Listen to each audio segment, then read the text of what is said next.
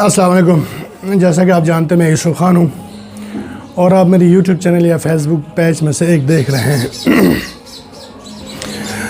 आज की इस वीडियो में हम बात करेंगे पाकिस्तान में आए हुए एक ऐसी वबा के बारे में जो बहुत सारे लोगों के घर इसने अब तक उजाड़ चुके हैं और बहुत सारे लोग मसाइल में हैं और बहुत सारे लोग डरे हुए हैं कि पता नहीं ये क्या करने वाले हैं, इससे क्या होगी।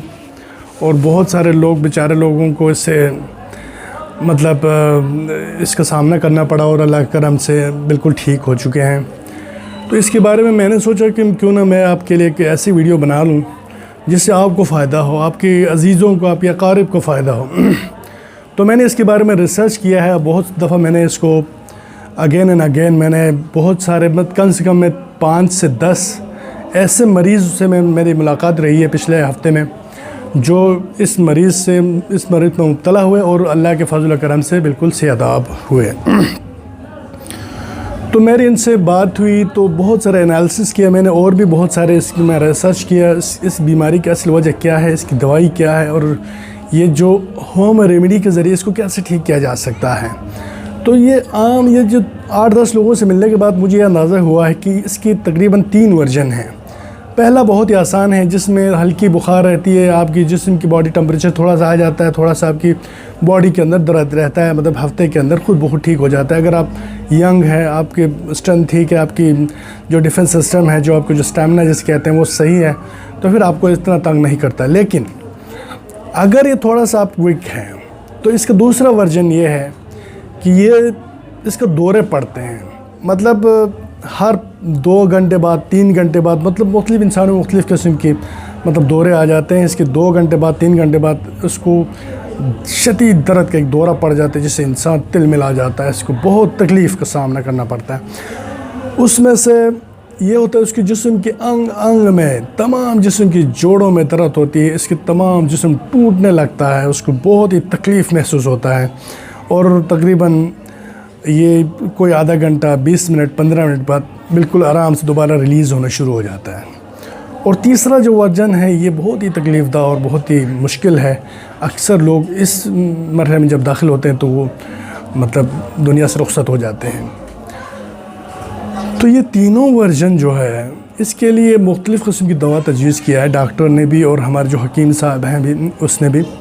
इसके लिए हमने बहुत रिसर्च किया क्या होना चाहिए।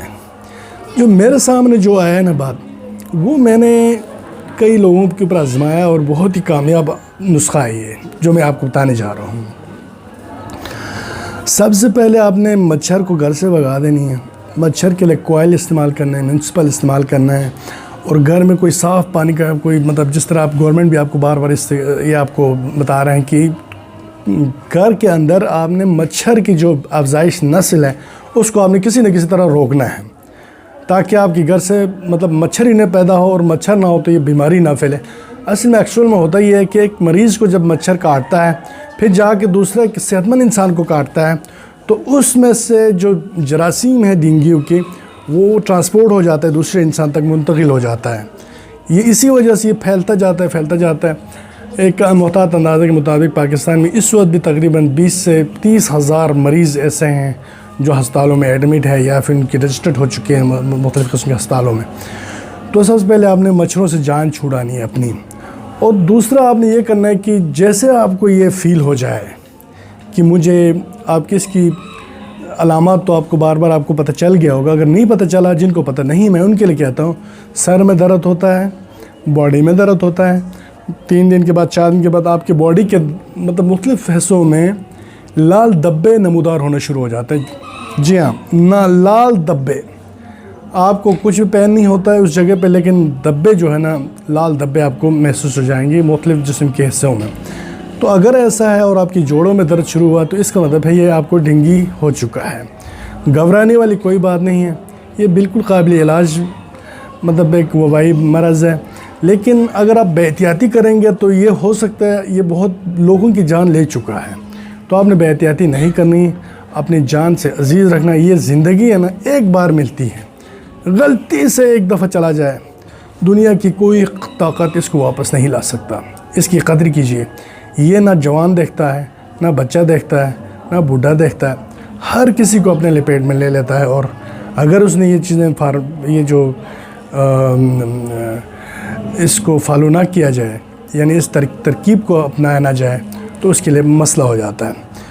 तो सबसे पहले जो वर्जन है, मैंने आपको बताया 3 वर्जन का। पहला जो कस्म है उसमें हल्की बुखार है, हल्की आपको बॉडी में दर्द है, तो उसके लिए आप पैनाडोल वगैरह खा जाते हो। पेन किलर कोई भी आप ले सकते हो, जिसमें डाइक्लोरान का इंजेक्शन लगवा दो, डाइक्लोरेशन की टैबलेट ले लो, या फिर वो पैनाडोल CF ले लो। ये डिपेंड करता है बंदे के ऊपर। कुछ लोग तो ये एलोपैथी की जो केमिकल शुद्ध दवाएं खाना ही नहीं चाहता। कुछ लोग कहते हैं नहीं हमने दर्द तो नहीं सहना, हमने खाना, तो वो खाएगा तो इंशाल्लाह बेहतर फील होएगा। और दूसरी वर्जन में क्या होता है कि उसको जब दौरे पड़ने शुरू हो जाए ना, तो उसको मैं इधर लगा भी देता हूँ मेरे साइड पे। जो पपीते के पत्ता है, इसको आपने ला के सही तरह धो के इसको ब्लेंडर में बिल्कुल ब्लेंड करनी है, करके 1 गिलास सुबह 1 गिलास शाम को आपने पीना है। अगर दौरे ज़्यादा पड़ने हैं तो जो से दौरे पड़ेंगे आप वैसे के वैसे पीना है।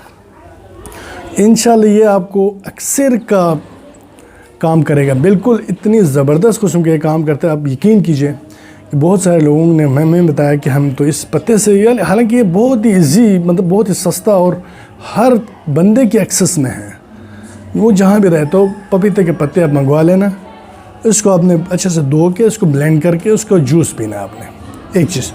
दूसरी चीज़ उसके साथ साथ आपने क्या करना है, आजकल अंगूर का ज़माना है, अंगूर आपको बाज़ार में हर जगह आपको मिल रहा है, तो अंगूर का जूस पीना है आपने। अंगूर का जूस, पैनाडोल और पपीते के पत्ते के शेक कह लें या इसको जूस कह लें या इसको मिक्सर जो भी है, वो आपने लाजमी पीने। इंशाल्लाह आपको अफाका होगा, बिल्कुल लाजमी आपको अफाका होगा। इस वीडियो को लाजमी शेयर करें। अगर आपको इस वीडियो से कोई थोड़ा सा भी फ़ायदा हुआ तो प्लीज़ मेरे YouTube चैनल को सब्सक्राइब करें, फेसबुक पेज को आप लाइक और फॉलो करना मत भूलिएगा, और इस वीडियो को शेयर करें। हो सकता है आपकी वजह से किसी की इंसान की भला हो जाए।